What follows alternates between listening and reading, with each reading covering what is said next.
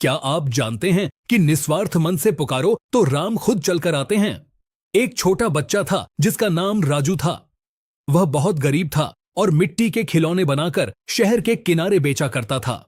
उसकी सबसे बड़ी इच्छा थी कि वह अपने छोटे भाई के लिए एक सुंदर कपड़ों वाली गुड़िया खरीदे, क्योंकि उसके भाई का जन्मदिन आने वाला था। लेकिन उसकी कमाई इतनी कम थी कि 2 वक्त की रोटी भी मुश्किल से मिल पाती। एक दिन राजू मंदिर के बाहर उदास बैठा था। उसने पास ही भगवान राम की सुंदर मूर्ति देखी और मन ही मन कहा, प्रभु, लोग कहते हैं कि आप सबकी सुनते हैं, क्या आप मेरे भाई के लिए एक छोटा सा उपहार नहीं भेज सकते?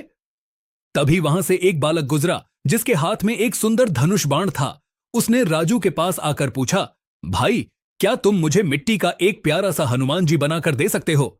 राजू ने पूरी लगन से हनुमान जी की एक सुंदर मूर्ति बनाई और उस बालक को दे दी। बालक बहुत खुश हुआ। उसने अपनी जेब से एक रेशमी पोटली निकाली और राजू को देते हुए कहा, यह तुम्हारी मेहनत का फल है। राजू ने मना किया, पर वह बालक मुस्कुराते हुए भीड़ में कहीं खो गया। जब राजू ने घर जाकर वह पोटली खोली तो उसकी आंखें फटी की फटी रह गईं। उसमें न केवल उसके भाई के लिए सुंदर कपड़े और खिलौने थे, बल्कि सोने का एक छोटा सा सिक्का भी था जिस पर राम लिखा था। राजू भागकर मंदिर गया, पर वह बालक वहां कहीं नहीं था। पुजारी ने जब वह सिक्का देखा तो दंग रह गए।